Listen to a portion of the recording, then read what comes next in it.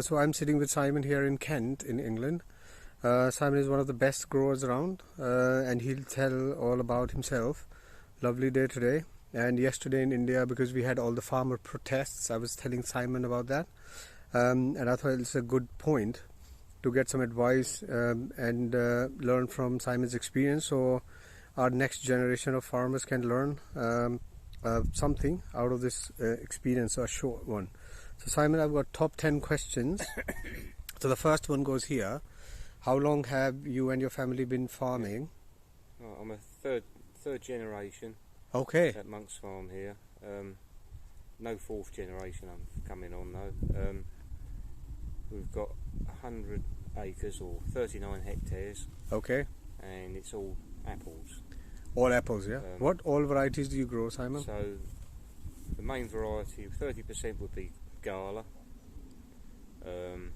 Then the next two varieties, similar acreage, would be Bramley, which is unique to the UK, which is a cooking apple. Yes. And Jazz, which is our branded apple. Yes. And then we've got Cox, which is a traditional variety. Yeah. Braeburn. And then we grow a few niche varieties for outlets, which is Red Delicious. Yeah. Some Granny Smith. A variety called Smitten, which is unique to one supermarket, and a yellow apple for Amelia. We grow apple predominantly for a group of growers called Fruition, and we own a company called Worldwide Fruit. Yeah. That's our route to the market, and we have 100% of the two leading supermarkets in the UK, Marks and Spencer's and Waitrose, and we also do a bit with Morrison's, which is a main multiple, and we put Jazz into all supermarkets. Oh, right. And the orchards all tend to be a little bit old-fashioned in our orchards. We're a small tree, but narrow, 3 metres by 1.25 metres. And 6 feet tall, yeah, is it? And about 6 feet tall. We're not in trellis work. Not that there's nothing wrong with it, but if you've got a good system, stick with it. No irrigation required? No irrigation. And years ago, a lot of the fields was big cherry trees. Yeah. Where you needed big ladders to yes, tall ones. Trees. And then as it got more difficult to get the people to climb ladders, growers planted apples in more bush orchards, like 18-foot square. And yes, plants. We have those. And then as they same again, quality started dropping off, and then we moved to the smaller, which we called North Holland system then, and now it's pretty good. I think everyone in the world tends to be growing trees in a similar way now. So how long have you been on this system, the one that is behind us here? Since we went back to, we've been growing a small spindle tree since the mid-80s, early 80s. Okay. But we've gone back to single rows from about mid-90s. We went to bed systems for a few years. Okay. Right. So the next one I have is, so I see a store on your site. How much fruit can you take in, or is it all of your crop goes in there? So we pick about 1,500 tonnes of fruit. Okay. And we try and get some sales straight away to the supermarket. Okay. So Bramley is a 12-month supply. Okay. So if that runs out, say June, July, August, we're off to a good start, because we can start picking over Bramley as of like now. Yeah. But basically dessert varieties we can store up to 8 months, the best of them. 8 months, yeah. And we try and get some. We're just about got enough. We've got 1,200 tonne of storage. Okay. We're just about okay. All right. But everyone likes to sell a bit of fruit early, because obviously get the money coming in. Yes. So how much is last year's crop is still sitting in the store? All gone. We've been out for about 6 weeks now. 6 weeks, okay. It's just about right time. Yeah, just about right. Okay, perfect. So the next one is the interesting one for probably growers in India to learn how the market has evolved. So in your marketing side, is it just a few big organized traders buying all the fruit? There's who sets the price? It's a complicated system, but there's generally, I think there's a move to the supermarkets wanting to deal direct with their suppliers, which Sainsbury's do. Yeah, There's two main suppliers. Yeah. We're in a group called Worldwide Fruit. Yes. All fruit, and we have all the M&S and Waitrose business, so we're in control of that. Okay. Some supermarkets like Asda, they just trade. Morrison's trade. Okay. Another group do Tesco, which is another big main supermarket. Yeah. But most of them through every year, different things change. Yeah. I think there is a move towards direct suppliers, and it's big. The bigger growers. So basically, get into the groups and sell directly to the supermarket buyers. But I think it's going to have to be a group of growers because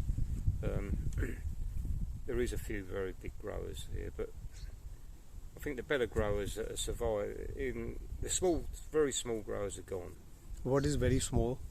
Well, 20, 40 acres. Okay. And now it's, but provided you put the attention to detail in, I think. And get together. That'll shine through. Okay. But they need to get together to get some attention on the marketing side, right? Yeah. Because you don't have the auction markets. You used to have all the types. It's all sold all done. Programmed, like fruits programmed in, and you have your contracts In place with supermarkets. Yeah. Okay. So what would you say, like for an average grower? I know you're the best and you have amazing fruit, but any average grower, what's the net back to farm per kg on a broad spectrum range basis? Bottom of the line, all our costs are after grading. Okay. So if we put an apple in a bin and it goes to juice, it's about minus 2p a kilo to start with. Minus 2p means You're losing money. Okay, 200 rupees a kilo minus. All right. If it goes to a budget supermarket, yeah, 25p a kilo back. Okay, 25p a kilo back. 25p. Oh, 25p is just 25 rupees. Say Gala. Yes. Gala and Braeburn. More of a better outlet. Morrison's like Flow Wrap. 55p. Okay. And then the top end of the road, Bramley's come back into Bramley would be 70-80p a kilo. Okay, because it's Jazz, back. 70-80p a kilo, and Red Delicious are probably similar. Okay. To break even, probably about 42p a kilo. Okay. Okay, so you have got like 30-35 margin to play with. Yeah. If the crop is not right or not in the right zone, it can easily swing, right? Yeah. Okay. So and these basically you are dealing with handful of buyers, right?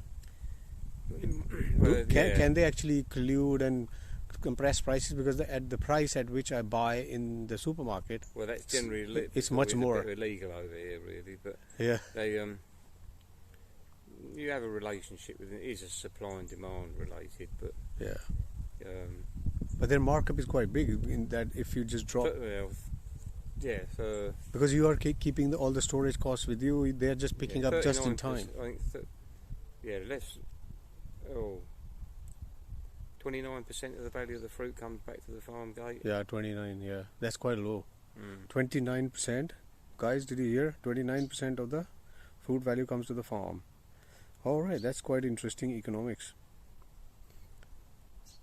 So what kind of capital? I know, yes, these are more capital intensive orchards, so slightly less labor. You have 16 on farm right now, but how much capital have you invested in equipment, tractors? How much is it's been stuck? Quite profitable fruit growing the last few years, and we've renewed some equipment, but Yes. we only do it if we can afford it. Yeah. So it'll be worth millions sitting in there? With the refrigeration plant and that, yeah, there would be, yeah. Yeah, so that's a lot of capital employed. Yeah. And then on that, basically, you have to make that return to pay for that capital as well, right? Yeah. How do you rate the government support for you guys here in terms of any subsidies or help? We've been part of the European Union. Oh yes, in the past. Organisation, which is FPO style. The same again, it's complicated, but it's part of a balanced budget. Oh, okay. And we wouldn't have done the planting that we have done. Yeah. But I think it's got to a situation now where we could probably manage without the PO. Okay. You could argue it's done its job, and we've a lot of orchards have been planted up, and now it's beginning to suppress prices. Okay, it's too much. Too much. Yeah, okay, too much. We could easily manage. Given the choice of a subsidy or not, I'd rather not have it now. Not have it. Okay, interesting. So can you have like years where you have too much fruit and it's not completely selling, and some farmers can go under in that situation? Well, it could happen this year. Yeah. This year it could happen. A very good crop, yeah. Depending upon if they've got storage and that to to hold out.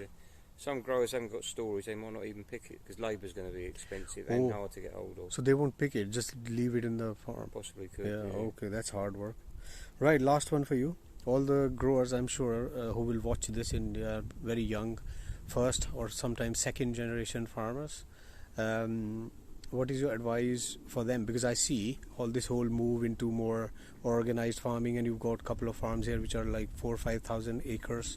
How does that affect the landscape for these guys? What do they provided you farm with attention to detail, you'll get a good relationship with the next tier in the chain. Okay. And be part of it, but you've got to be good at it. Yeah, you have to be good at it. Yes. The big boys, they I don't think they get the economies of scale at times. Okay.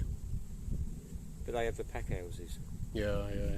So do you expect more consolidation in Kent? I mean, like more smaller growers going out of business? Well, some of them will go. Yeah. There's been a lot happening in the last 10, 15 years. Yeah. Okay, interesting. So that's all my questions. Anything you want to add? No, this. Thank you very much, Simon. Move with the times. Yeah, go with the times.